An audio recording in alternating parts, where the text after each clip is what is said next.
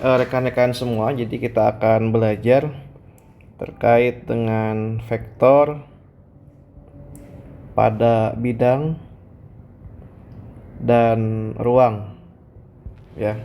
Jadi secara umum yang akan kita pelajari pada bab ini itu adalah vektor pada bidang dan ruang. Itu meliputi 3 hal.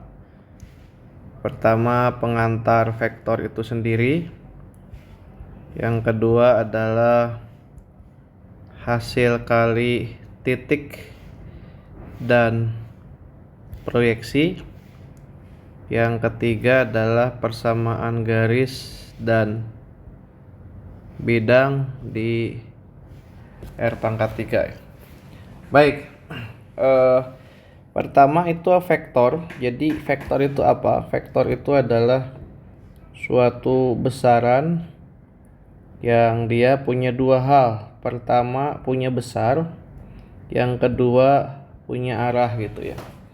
Jadi vektor ini punya peranan yang sangat penting dalam menggambarkan bagaimana perilaku fenomena dalam alam yang kita pelajari ya. Gitu. Nah, vektor digambarkan oleh ruas garis yang dilengkapi dengan anak panah. Nah, seperti ini ya. Ini misalnya A gitu. Nah, panjang ruas garis ini besarnya, jadi besar vektor ini adalah panjang yang garis ini ya. Ini itu adalah besarnya.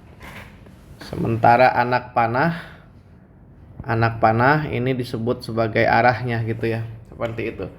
Nah, sebuah vektor itu diawali dengan titik awal atau kita sebut sebagai inisial point, kemudian diakhiri oleh titik akhir yang kita sebut sebagai terminal point gitu ya.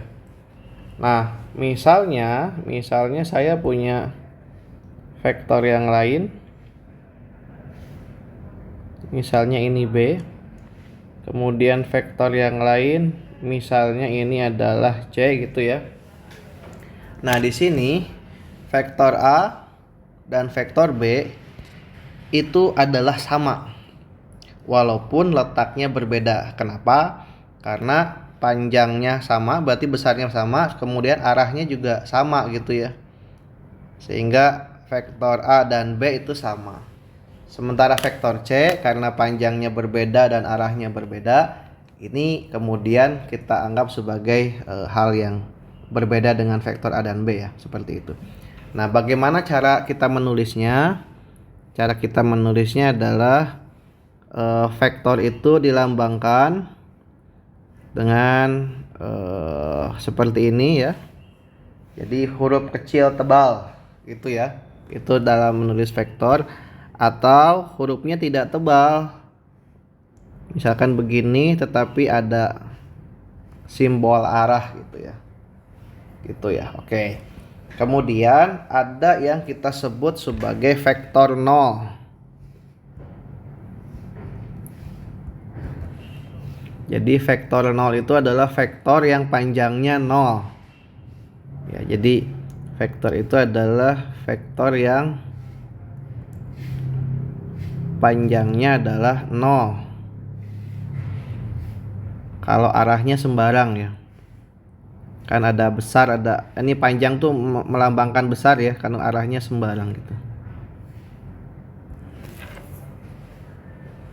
Biasanya digambarkan sebagai sebuah titik ya. Biasanya titik saja gitu ya, karena yang nggak punya panjang gitu ya. Oke. Secara umum ada dua operasi dalam vektor. Pertama adalah operasi penjumlahan.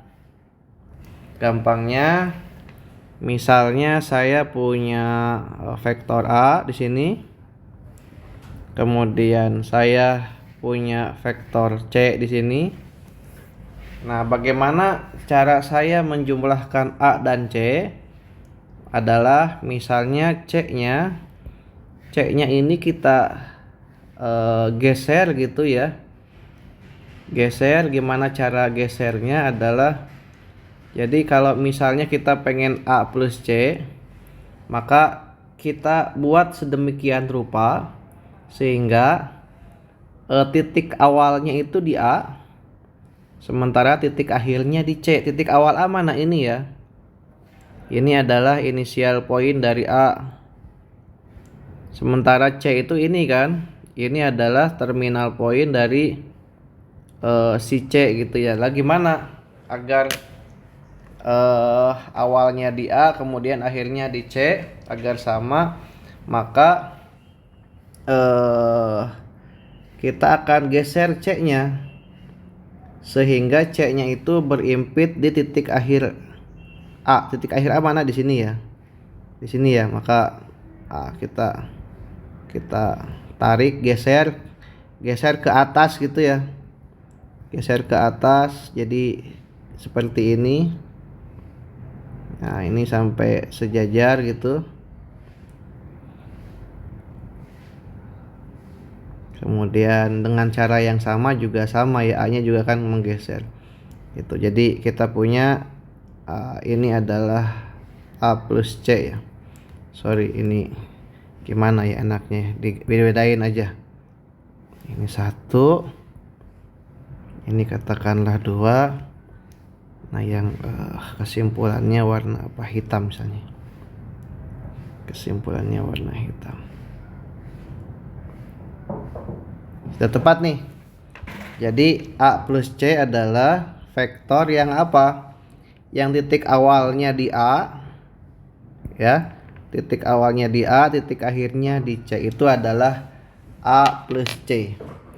Nah, dengan cara serupa kita juga bisa membuat C plus A. Berarti gimana kalau C plus A? Berarti awalnya di C, titik akhirnya ada di A gitu ya. Kebalikannya gitu ya. Nah, ini kita sebut sebagai metode